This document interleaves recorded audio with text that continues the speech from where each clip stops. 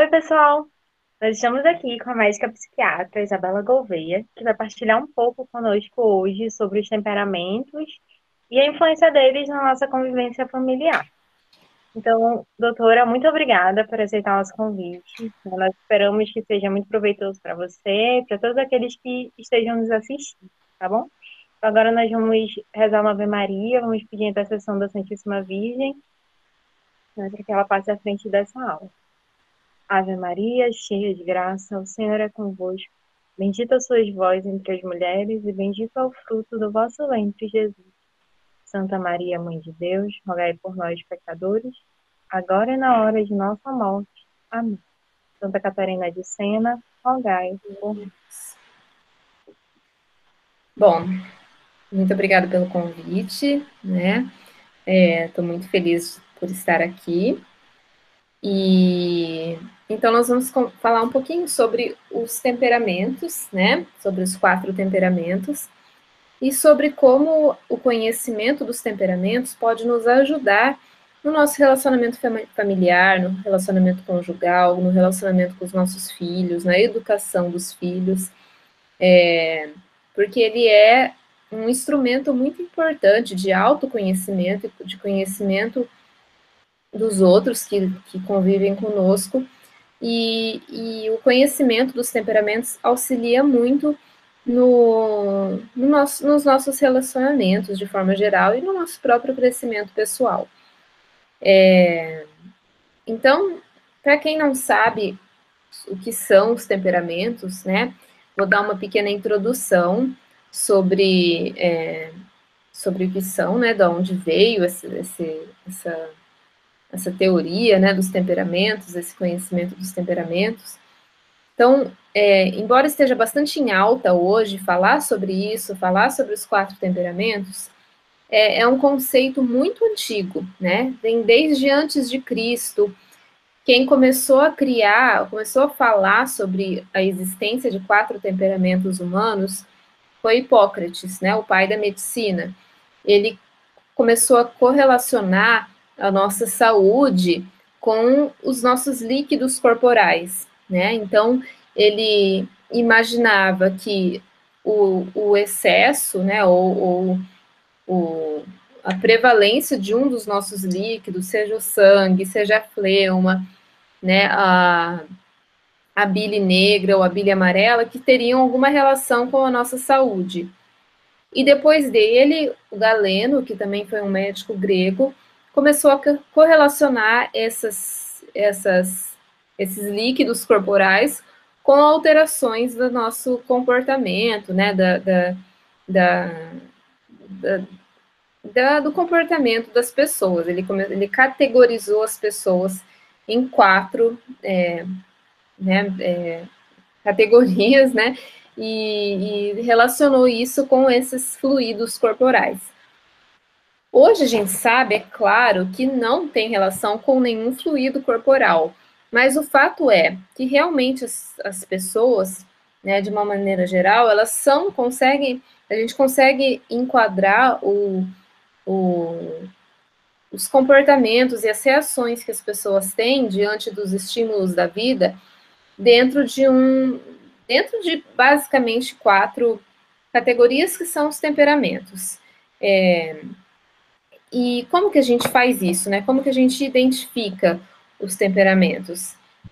Através de 2 principais critérios. O primeiro seria a maneira como a gente reage aos estímulos externos. Então, se a gente reage de uma maneira rápida, ativa e externa, né? Ou se a gente reage de uma maneira interiorizada, de uma maneira passiva, de uma maneira lenta. E também a gente consegue dividir na maneira como a gente, como as impressões que a gente recebe, se elas fixam em nós, no nosso interior, se elas permanecem por muito tempo fixas, ou se logo elas se desfazem, né? As impressões que a gente tem de acordo com os estímulos que a gente recebe. E através dessas perguntas, a gente consegue dividir os temperamentos em temperamentos quentes e frios, e temperamentos secos e úmidos. E aí, através dessas combinações, nós chegamos aos 4 temperamentos. Então, os temperamentos quentes são aqueles que reagem externa e ativamente. São aqueles temperamentos extrovertidos, né, que reagem de uma maneira exteriorizada, uma maneira rápida, que diante dos estímulos, seja eles uma notícia, uma ofensa, um elogio, né, alguma situação externa, ele vai reagir de maneira rápida e de maneira vai exteriorizar, né, essa reação. Então, os temperamentos quentes são o sanguíneo e o colérico. E temos também, então, os temperamentos frios, que é o oposto disso, são aquelas pessoas que são mais introvertidas, que reagem aos estímulos de maneira interiorizada e de maneira passiva, de um modo mais lento, né? Então, são aquelas pessoas que recebem um estímulo, uma notícia, um elogio, um problema, ela vai reagir de maneira interior, né? Ela vai interiorizar aquilo, ela não vai ter uma reação tão rápida, né? Ela vai ter uma reação mais lenta e uma reação mais passiva. Esses temperamentos frios são os temperamentos fleumático e o melancólico. Aí a gente consegue dividir também os temperamentos em temperamentos secos e temperamentos úmidos. Os secos são aqueles que são motivados por objetivos, por ideais, por ideias. São temperamentos que fixam as impressões, né? Então, eles recebem as impressões e essas impressões permanecem durante muito tempo. Permanecem, né? Às vezes durante meses, anos. São aquelas pessoas que às vezes guardam uma ofensa, guardam uma mágoa, que diante de alguma situação ela não consegue esquecer rapidamente, né? Aquilo fica dentro dela durante bastante tempo. Aquele estímulo causa uma marca que permanece. E esses temperamentos secos, então, quais são? São os temperamentos colérico e o temperamento melancólico. Já os temperamentos úmidos são aqueles temperamentos que valorizam mais os relacionamentos e as pessoas, que são adaptáveis, são cooperativos, são temperamentos que evitam conflitos, né, para preservar, porque ele é muito estimulado pelos relacionamentos, né, não tanto pelos ideais e pelas ideias, como os temperamentos secos, mas sim pelos relacionamentos, pelo convívio com as pessoas. Então, são temperamentos que não fixam por muito tempo as impressões. Então, são mais adaptáveis, como eu disse, são temperamentos que não guardam mágoa, não têm facilidade de perdoar, e às vezes ele até vai deixar um pouco os seus próprios ideais de lado para não ficar tão mal assim diante dos outros. Então, são os temperamentos úmidos, então, são os temperamentos sanguíneo e fleumático. E aí, através dessas combinações, a gente chega aos 4 temperamentos, né? Então, se eu tenho um temperamento quente e seco, eu sou colérico, né? Então, é um temperamento expansivo, né? Mas que fixa as coisas. O colérico tem como elemento simbólico o fogo. Então, se a gente pensar no fogo, né? O fogo, ele queima, ele expande e ele queima. Então, ele tem uma expansão, mas é uma expansão, não é uma expansão difusa, é uma expansão dirigida a algo. E ele é um temperamento forte, que queima, que aquela impressão que ele causa, né, ou que chega nele, fixa, né, ela tem uma impressão muito grande. Aí, se a gente for para o outro lado, né, o temperamento quente, porém úmido, a gente vai ter o sanguíneo, que é também um temperamento expansivo, mas ele é mais efusivo. né? O sanguíneo, ele expande, mas ele se dispersa. O elemento simbólico do sanguíneo é o ar. Então, ele reage dessa maneira rápida, expansiva, mas ele logo se difunde, né? Ele é muito sociável, né? Muito adaptável às situações, e então tem esses dois componentes, quente e úmido. Já dentro dos temperamentos secos, se a gente tem a combinação de seco e frio, a gente vai ter o temperamento melancólico, né? Que é aquele temperamento que é introvertido, né? Que reage internamente, mas que fixa bastante as impressões. Então, é o temperamento que é mais fechado em si mesmo, mas que tudo aquilo que ele recebe, todos os estímulos que ele recebe, vão permanecer por muito e muito tempo. O elemento simbólico do melancólico é a terra. Então, se a gente pensar na terra, ela é fria, mas ela fixa aquele estímulo que ela recebe. Por exemplo, se eu tenho um potinho com terra, se eu coloco o meu dedo, a marca do meu dedo vai ficar, né, e vai permanecer. Então, esse é o símbolo do melancólico, né, a terra. E por último, o temperamento que é frio, mas é úmido, é o fleumático. Ele tem também essa reação mais interna, mais passiva, é um temperamento mais introvertido, porém, ele tem um componente úmido, então é um temperamento que é também facilmente adaptável, que é tranquilo, que não fixa as impressões, que se esquece facilmente das coisas, que gosta de evitar conflito, ele gosta de estar bem com todo mundo. Então, o elemento simbólico do fleumático é a água, né? A água, se a gente for parar para pensar, ela toma a forma do recipiente que ela está, né? Então, se ela está num copo, ela vai ter o formato do copo. Se ela está numa jarra, ela vai ter o formato da jarra.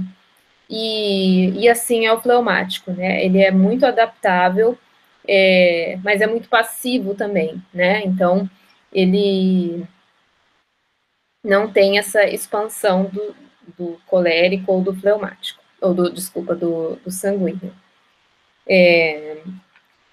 Então, essa é uma breve introdução para a gente ter uma ideia de quais são os 4 temperamentos e quais são as principais características, né, de cada um.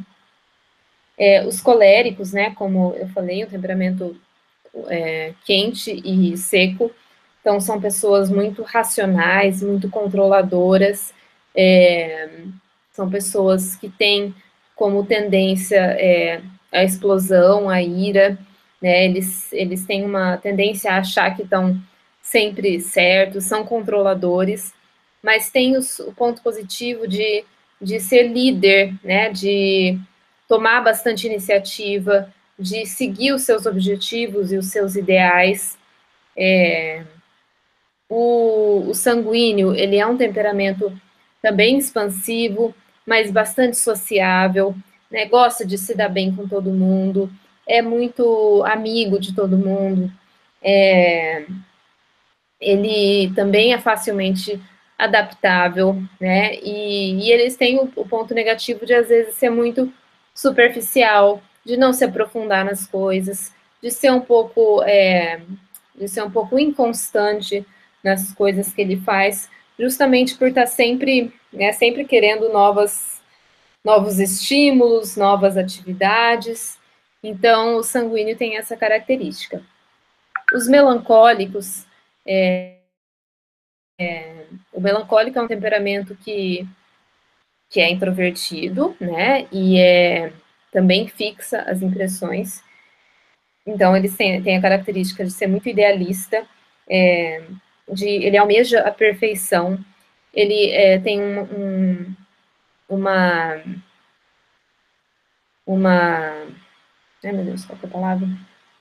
Ele gosta muito da justiça, ele tem uma atração pela justiça, então ele gosta de, ele se atrai muito por isso, né, pela, ai meu Deus, deu um branco aqui.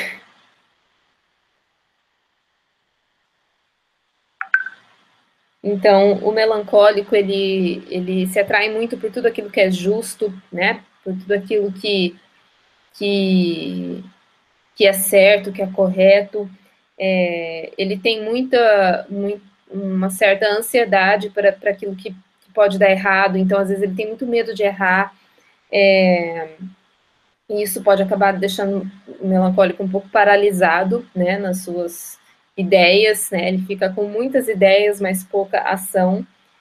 E por fim, o fleumático, que é um temperamento também frio, então é um temperamento também introvertido, porém ele não tem essa fixação, né, dos estímulos, então ele é mais tranquilo, é um temperamento calmo, que não se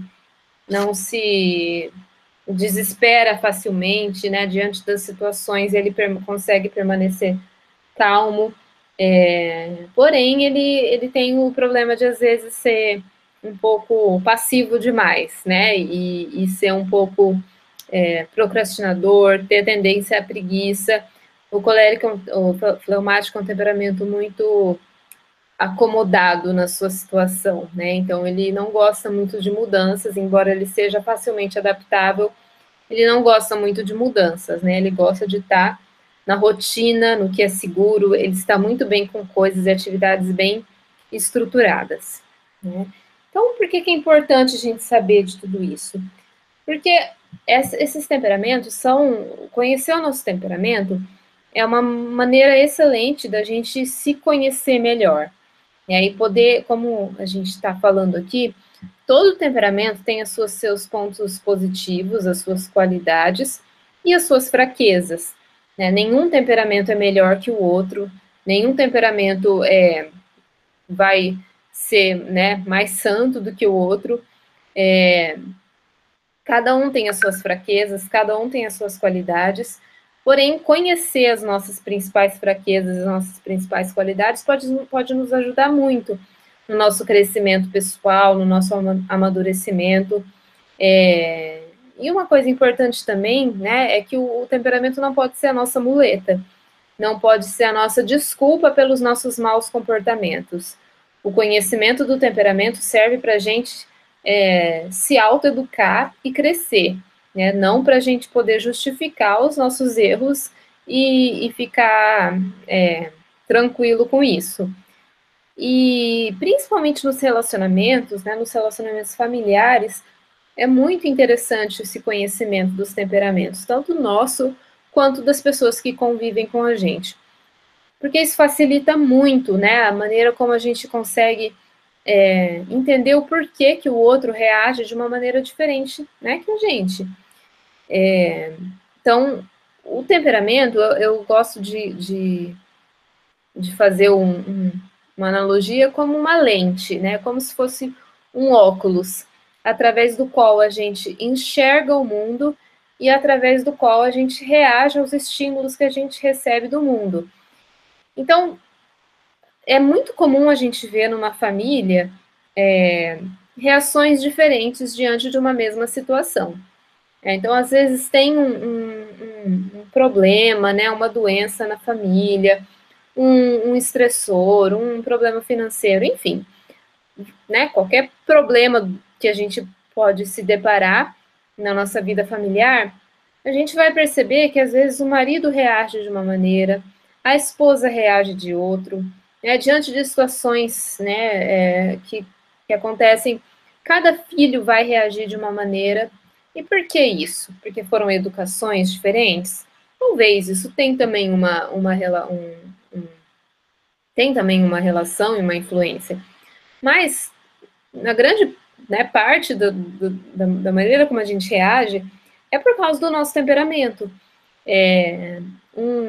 Um colérico, por exemplo, ele vai se estressar com muito mais facilidade, né? Ele vai reagir com ira com muito mais facilidade do que um fleumático, por exemplo, que vai ficar mais tranquilo diante de situações estressoras, né, que vai conseguir ter mais calma diante de situações onde está todo mundo desesperado. Porém, também, claro que isso pode, né, mudar diante de cada situação. E então é interessante isso, porque às vezes a gente fica querendo julgar o outro, né? Porque o outro reagiu de uma maneira diferente da nossa. E conhecer o temperamento nos ajuda a saber, a entender que a outra pessoa ela não percebe, ela não tem a mesma percepção da situação que a gente, ela não a situação que vem de fora, ela não tem o mesmo impacto no interior do que pode ter na gente, né?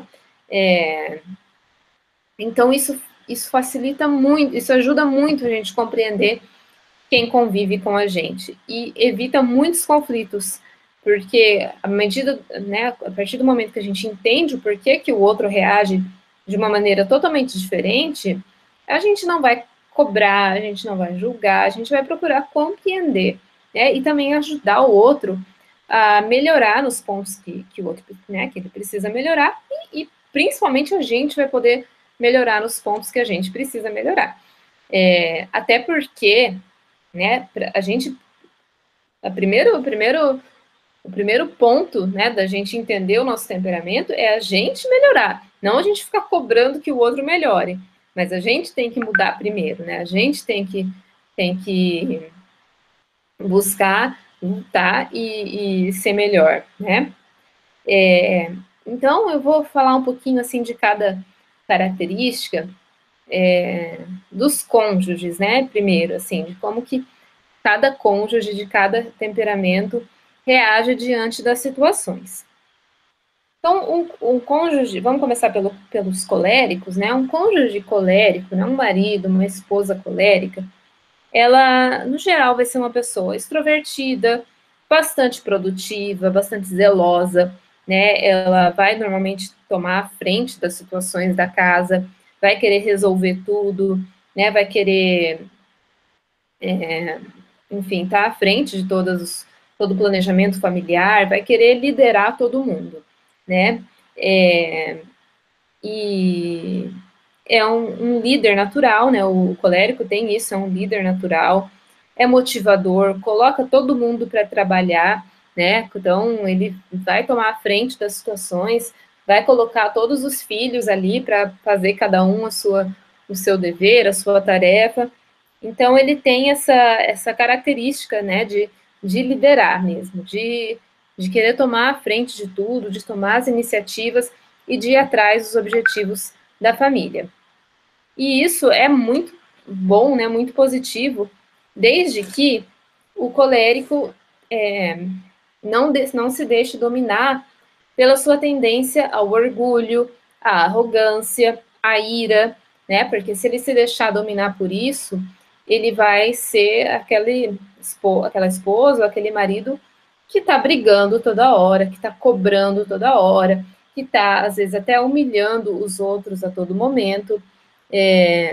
Então, são nesses pontos que o cônjuge colérico precisa cuidar. Ele precisa tomar bastante cuidado para não humilhar a esposa ou o marido, para não humilhar os filhos, para ter bastante zelo nas suas reações, né, para não reagir com ira, não reagir com orgulho, para entender que o outro também tem o seu papel, também tem a sua voz, também pode ter uma ideia, às vezes, melhor do que a dele, né? Então, ele precisa estar apto e pronto para escutar o outro, para ouvir a ideia do outro, né? Para olhar as necessidades do outro e não só a sua necessidade.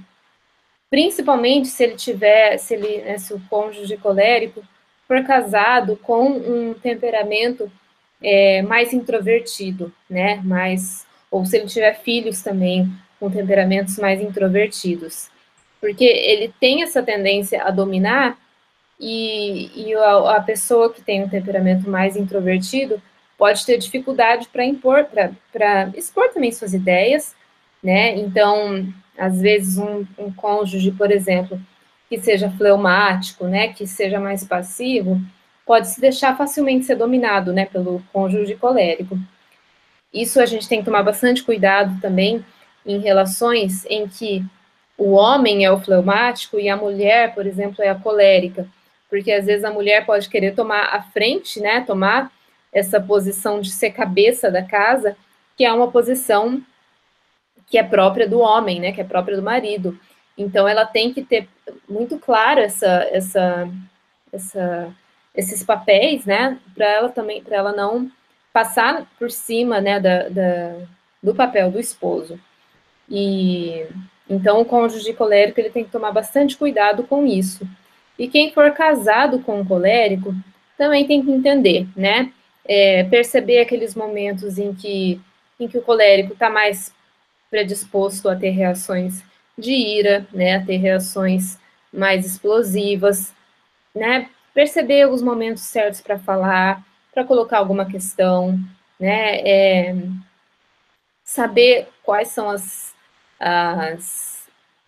os momentos ideais, saber quais são as atividades que deixam, né, o seu cônjuge mais tranquilo, mais relaxados, que trazem mais prazer, né, coisas assim que desestressam o seu cônjuge, para poder criar esse ambiente mesmo mais harmônico, né, de evitar conflitos, evitar brigas. Bom, o cônjuge sanguíneo, né, ele também é expansivo, também é extrovertido, né, é muito criativo, muito aventureiro, ele é aquela pessoa que vai sempre querer estar saindo, viajando, fazendo coisas divertidas, se, se relacionando com outros casais, com outras famílias, né? Vai querer ter sempre a casa cheia. O cônjuge sanguíneo vai ser aquela mãe ou aquele pai que vai querer que os filhos tragam todos os amigos para dentro de casa. Então, é muito legal, né? É o pai ou a mãe que todo filho quer ter, porque é aquele pai e mãe divertido, é aquele pai e mãe que sempre gosta de festa. Então, isso é muito legal até certo ponto, né? Até o ponto de que isso que não comece a prejudicar nos momentos em que as coisas têm que ser levadas com seriedade. Né? Então, por exemplo, um cônjuge sanguíneo, ele pode ser um pouco impulsivo, inclusive nos gastos, né? Então, isso pode trazer um certo conflito. Ele pode ser um pouco, pela característica do temperamento, um pouco inconstante. Né? Isso na família é muito, né, pode ser muito prejudicial se ele for inconstante nos seus deveres e nas suas atividades ali da família. Então ele precisa tomar cuidado com isso. Né? O cônjuge sanguíneo ele pode ser muito disperso, né? Não conseguir finalizar as suas ações, né? Preferir a diversão ao invés do dever. Às vezes ele está tão envolvido com atividades externas, né? Com, enfim, grupos, atividades com amigos e tal, e negligenciar um pouco as atividades domésticas. Então ele precisa ter bastante atenção com isso, bastante carinho, procurar finalizar bem as tarefas, procurar olhar, às vezes, as coisas com um pouco mais de seriedade, né, as coisas que são importantes.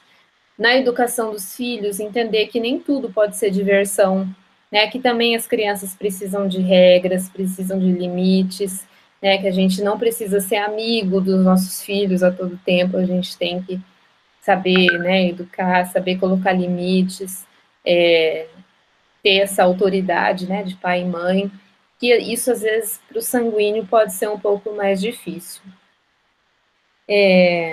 Já o cônjuge melancólico, né, ele é introvertido, ama a verdade, ama a justiça, mas ele pode ser um pouco lento, né, para reagir ou para começar as atividades.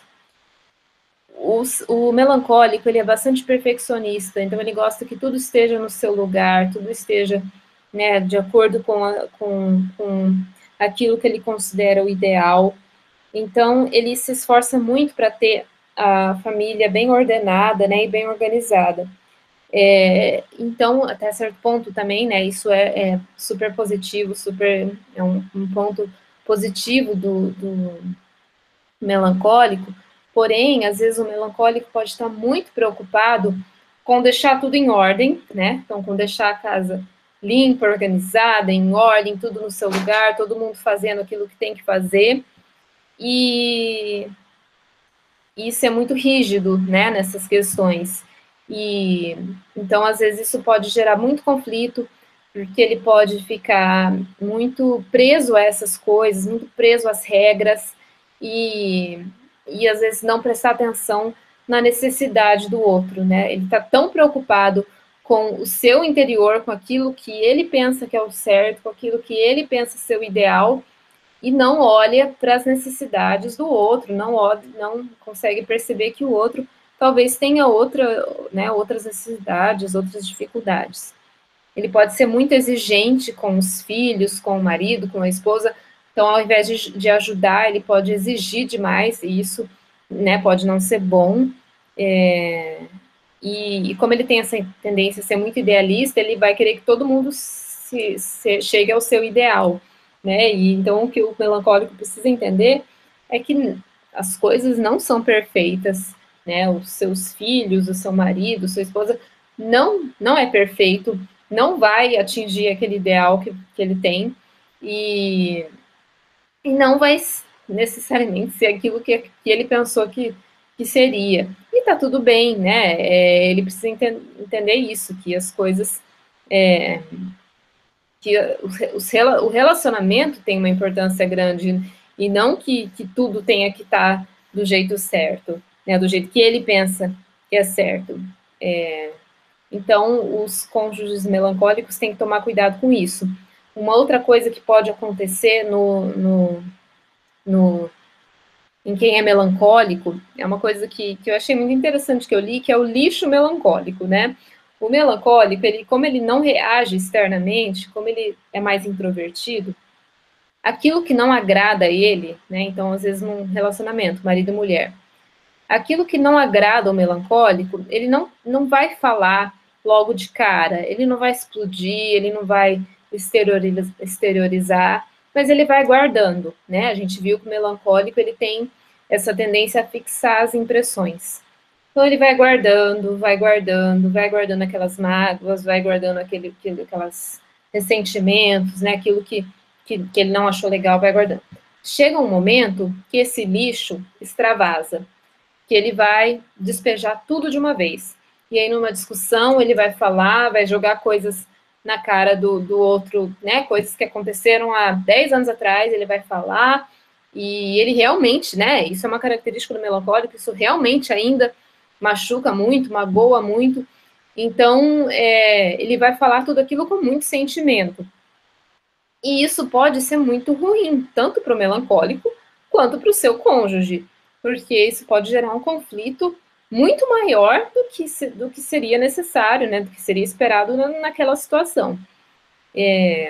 Então, é importante que o melancólico aprenda a falar aquilo que ele não está gostando, aquilo que magoou, aquilo que deixou ele chateado. Ele precisa aprender a expor os pensamentos dele, que é algo que não é natural do temperamento dele, né? O natural do temperamento é guardar, é não falar, é evitar o conflito, mas ele precisa aprender a falar isso para que aquilo não vá acumulando dentro do seu interior e que não chegue nesse despejamento do lixo. Uma coisa que é interessante é porque, às vezes, se o cônjuge dele é um sanguíneo, por exemplo, ou é um colérico, enfim, né? Se o cônjuge dele tem outro temperamento, o cônjuge não pode nem perceber que aquilo que ele fez magoou, né? Deixou alguma marca. E para o melancólico, às vezes, aquilo que é muito grave, para o outro não é. Né? Então, se ele não falar, o outro não vai saber. E aí, depois, ele pode passar anos, né? Semanas, meses, até anos, e aí aquilo vem à tona e o outro fica sem saber, sem entender por que por que ele está tão chateado com aquilo. Então, é importante o melancólico cultivar esse diálogo com o seu cônjuge, né, com os seus filhos, né, com os filhos são maiores, então é importante ele criar esse hábito, ele cultivar esse hábito. O fleumático, né, o cônjuge fleumático, também é introvertido, né, ele também não fala muito facilmente as coisas, ele não tem facilidade para expor os seus sentimentos, os seus pensamentos, e ele preza muito pela harmonia, né, pela paz. Então, ele vai ser mais calmo, vai ser mais moderado, gosta de evitar conflitos. Então, ele vai também, não vai expor tudo o que ele pensa, o que ele sente no momento. Porém, o fleumático ele não guarda tanto essas mágoas, esses rancores. Então, nesse ponto é um pouco mais fácil. Mas ainda assim, essa passividade do fleumático pode não ser boa, porque diante das situações, às vezes, para evitar conflitos no momento, ele pode ser muito passivo mesmo. E aí o outro cônjuge pode acabar passando por cima né, e tomando a frente de decisões que seria importante o fleumático também participar, né? E às vezes o fleumático vai deixando de lado, né? Não fala, não quer se impor, justamente para evitar qualquer conflito, para preservar a paz. E isso ao longo do tempo não é legal, porque aí pode ir gerando uma frieza, uma indiferença, né? E isso pode ir esfriando o relacionamento do casal. Então, é importante o fleumático assumir alguns papéis, né, que são dele, se esforçar para tomar algumas iniciativas que fazem parte do seu papel, seja de mãe, de esposa, de marido, né, de pai, porque uma das falhas do fleumático justamente é a falta de iniciativa. Então, isso é algo que o fleumático tem que se esforçar para fazer, né, e para poder assumir esses papéis dentro da família mesmo, né, e procurar também, né, ter esse diálogo aberto com o seu cônjuge, sem ter medo dos conflitos, né, porque se tudo é conversado, se tudo é dialogado, acaba ficando, né, tudo bem, tudo certo. Então a gente pode ver aí que às vezes que essas diferenças de temperamento podem gerar muitos choques, né? Principalmente quando são temperamentos totalmente opostos, né? Como o fleumático e o colérico, por exemplo, que são temperamentos totalmente opostos. Então pode acontecer do colérico querer, né, ter um domínio total do fleumático, e o fleumático, pela passividade dele, acaba permitindo, né? Ou o sanguíneo e o melancólico, que também são bem opostos, né? Então, o sanguíneo, com toda a extroversão dele, pode acabar cansando muito o melancólico, que gosta de ter um tempo sozinho, que gosta de ter um tempo, né? Que essas atividades sociais, enquanto que para o sanguíneo é algo revitalizador, né? Ele se revitaliza com esse tempo de ter um momento de socializar, de estar no meio de muita gente. O melancólico é o contrário, né? Ele se revitaliza com momentos sozinhos. Então, cada cônjuge tem que entender as necessidades, né, do outro para poder suprir mesmo essas necessidades, né? Então, né, como estou falando, dando esse exemplo, um casamento entre um sanguíneo e um melancólico, é importante que o melancólico entenda e às vezes se esforce para estar junto com o seu marido ou sua esposa sanguínea em situações mais sociais, numa festa, num evento, né, mesmo que para ele não seja tão confortável. E vice-versa, né? O sanguíneo também tem que entender que para o seu cônjuge melancólico, às vezes é importante passar um final de semana em casa, né? Só ele, só a família, mais em silêncio. Então, precisa haver esse mútuo entendimento para que não haja tantos conflitos, né? E aquilo que eu falei, quando a gente começa a entender que o outro tem outras reações, né? Tem outras necessidades, outros desejos, a gente consegue conviver melhor, né? Então, é legal porque às vezes a gente fala que os opostos se atraem, né? E realmente, assim, quando a gente para entender os temperamentos, a gente vê que, às vezes, no começo de um relacionamento, essas características opostas realmente trazem atração, né? A gente vai acabar admirando no outro as características que a gente não tem. Né? Então, um fleumático, por exemplo, ele vai ser atraído pela iniciativa que o colérico tem e que ele não tem, né? O melancólico, ele vai se atrair pela capacidade do sanguíneo de fazer amigos facilmente. E vice-versa, um sanguíneo pode se atrair pela profundidade de um melancólico, né? E um colérico pode se atrair pela calma do fleumático. Então, num início de relacionamento, no começo do namoro, na fase de conhecimento, isso pode ser muito positivo, é muito positivo, porque existe essa atração. Porém, conforme o relacionamento vai amadurecendo, né, os anos vão passando, essas diferenças podem ser motivos de choque, né, e motivos até de brigas e separações.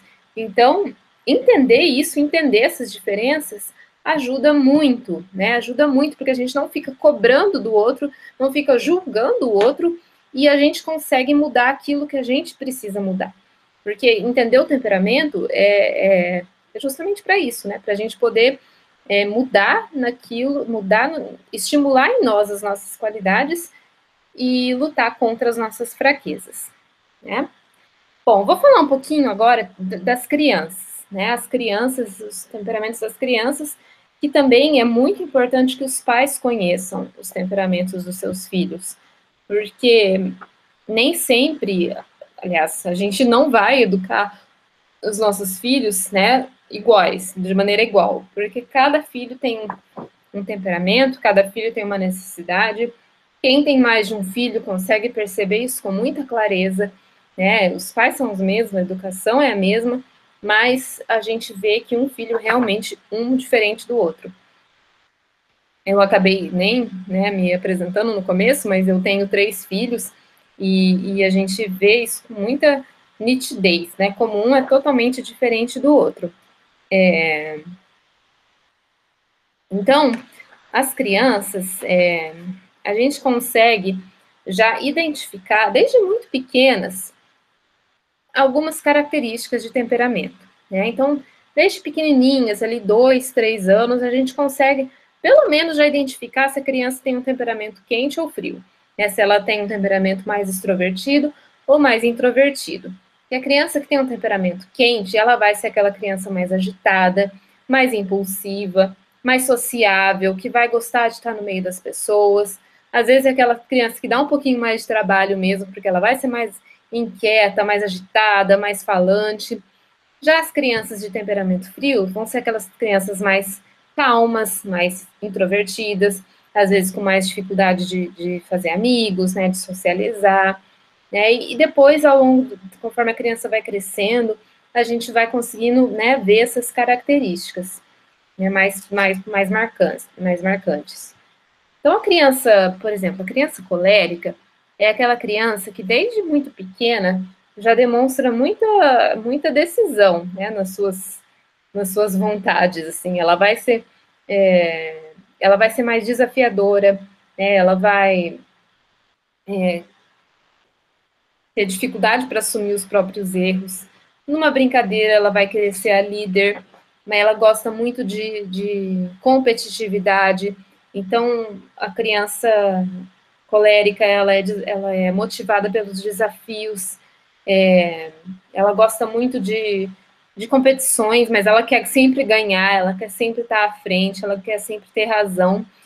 E no relacionamento com os pais, né, o maior desafio dos pais de uma criança colérica é realmente esse comportamento mais desafiador, né? O colérico, ele quer sempre ter razão, quer sempre ganhar, então os pais precisam ter muita tranquilidade, né, e entender muito bem a sua posição realmente de pais, de ter essa autoridade, saber que eles não podem ceder a todas as vontades do filho, né, e fazer o filho entender isso, né, que fazer com que o filho colérico entenda que nem tudo no mundo vai ser da maneira como ele quer, né? E que ele vai precisar aprender a ceder muitas vezes. Para motivar uma criança colérica, é muito legal usar dos desafios, né? E evitar muitas broncas, muitas repreensões, porque isso, às vezes, ao invés de ajudar, vai deixar a criança mais revoltada, né, mais brava, mais nervosa, e não vai fazer com que a criança entenda aquilo que ela precisa aprender. Então, a gente tem que ensinar a criança colérica a ser mais a ser empática, né, a olhar para as necessidades dos outros.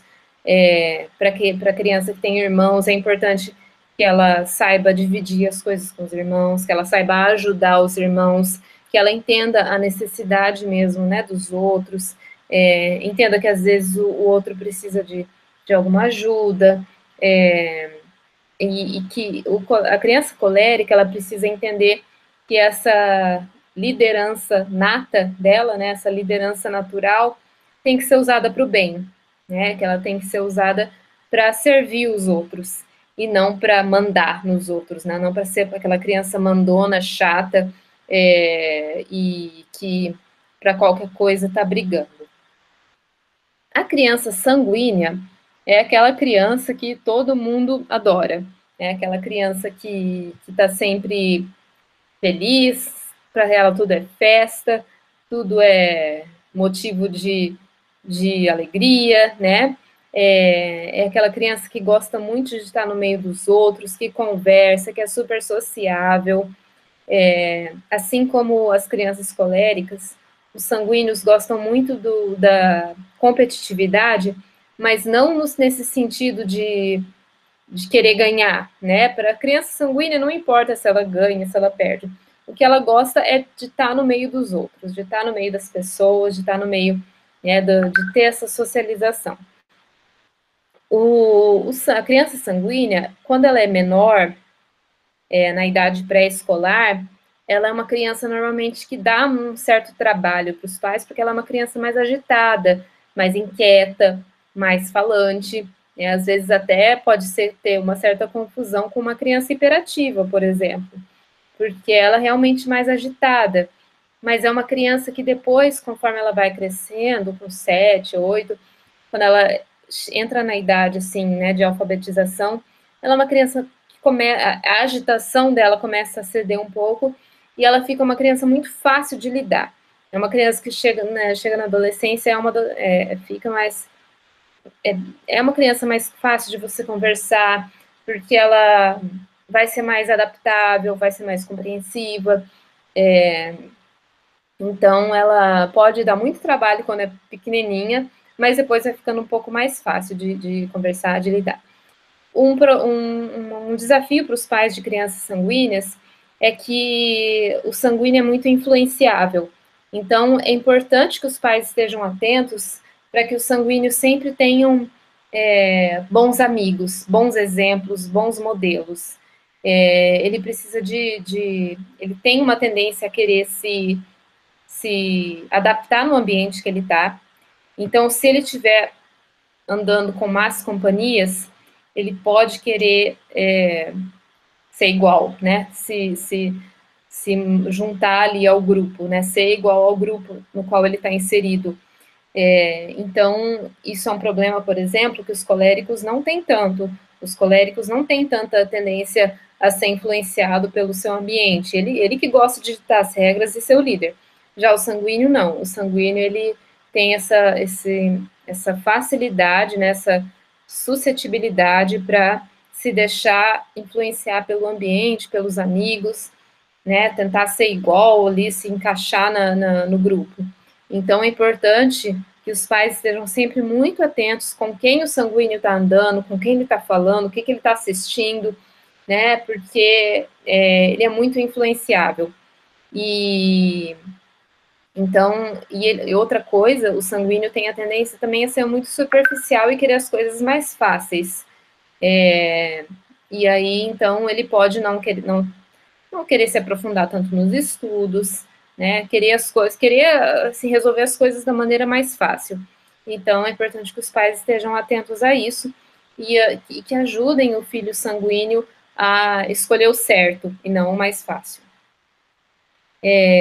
Os filhos melancólicos, né, são aqueles filhos que no começo da infância são muito tranquilos, calmos, não dão trabalho, são crianças muito prudentes, né, não são impulsivas, não são daquelas crianças que vão ficar subindo no muro, que vão ficar se machucando toda hora, não, eles são crianças bem tranquilas.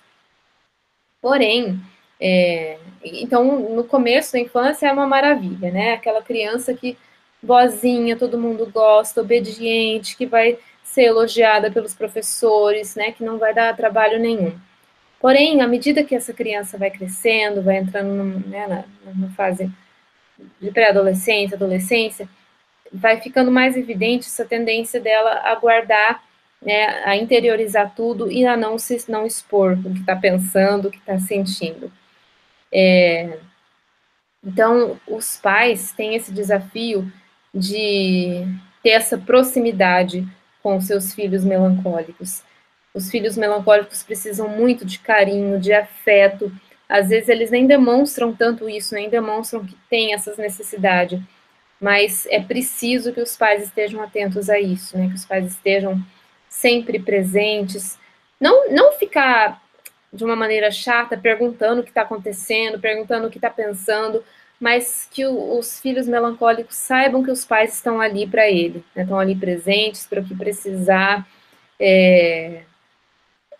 Como os melancólicos têm uma certa lentidão nas reações, né? E às vezes podem ter muita dificuldade para começar algo, né, que ele gostaria de fazer, então ele fica muito preso nas suas ideias, mas tem dificuldade para começar as atividades. É importante que os pais estejam atentos a isso, estejam atentos aos seus potenciais e que estimulem esses filhos, né, que às vezes dêem até o primeiro passo, assim, que ajudem ele a começar alguma coisa, né, então a começar um trabalho escolar, a começar um curso, né, então que dê o primeiro empurrão, assim, que, né, vá lá e ajude ele a dar esse primeiro passo, porque às vezes o filho melancólico tem essa dificuldade.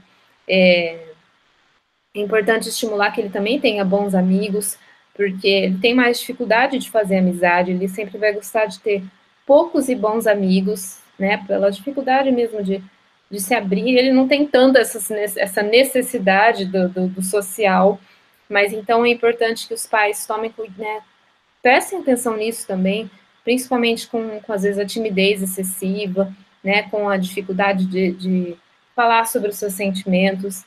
Então, é legal que os pais estejam atentos e busquem estimular boas amizades para esses filhos também.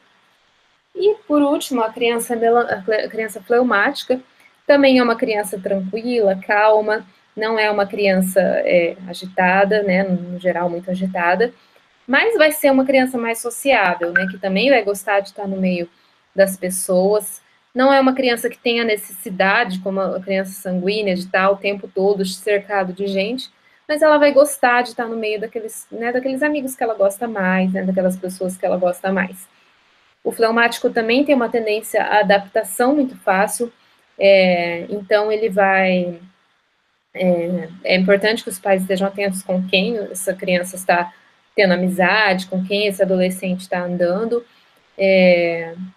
E uma coisa importante dos fleumáticos é que eles são muito passivos, né? Então eles gostam de evitar conflitos, de evitar entrar em atritos, eles gostam muito que as relações estejam todas, né, estáveis e tranquilas. Então, isso pode fazer com que o fleumático a criança fleumática acabe não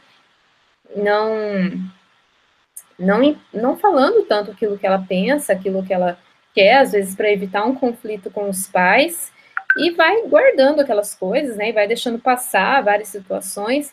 Às vezes o fleumático, ele gosta muito de agradar os outros, né, porque ele quer que as relações estejam boas. Então, às vezes ele pode fazer coisas, né, fazer um curso, fazer né, enfim, fazer um curso, fazer alguma atividade que seja só para agradar os pais, não porque seja aquilo que ela quer, né? Então, os pais precisam estar atentos a isso, né? Prestar atenção nas necessidades do filho, nas vontades do filho, nos talentos que o filho tem, porque às vezes isso pode acontecer mesmo. O fleumático, ele deixa as coisas que ele gosta de lado para fazer aquilo que os pais desejam, só para evitar um conflito, para suprir a expectativa do pai e da mãe. Então, nós, como pais, a gente tem que saber que às vezes os nossos filhos não, né, não vão necessariamente fazer exatamente aquilo que a gente quer, né? Então a gente precisa olhar os nossos filhos como indivíduos, né? Como outras pessoas que têm os seus talentos, que têm os seus desejos, que têm né, as suas características e estar, né, percebendo isso para a gente conseguir ir ajudando os nossos filhos a atingir os seus potenciais, né, e a serem pessoas boas, pessoas né, que estão atentos ao próximo, né, e pessoas, né, no fim, que a gente quer que os nossos filhos sejam pessoas que estão buscando a santidade. Então, isso que é o mais importante.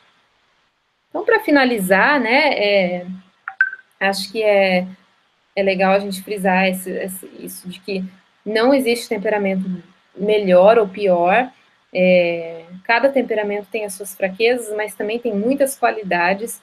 Então é muito legal a gente conhecer tudo isso para poder estimular tudo isso tanto em nós, quanto no nosso cônjuge, quanto nos nossos filhos, e que isso tudo ajude a gente a se relacionar melhor com as pessoas que a gente mais ama, né, a educar as pessoas, né, os nossos filhos, as pessoas que estão sob nossa responsabilidade, para que a família toda seja uma família harmônica, né, que o nosso lar sejam lares alegres, né, e que a paz reine nos nossos lares.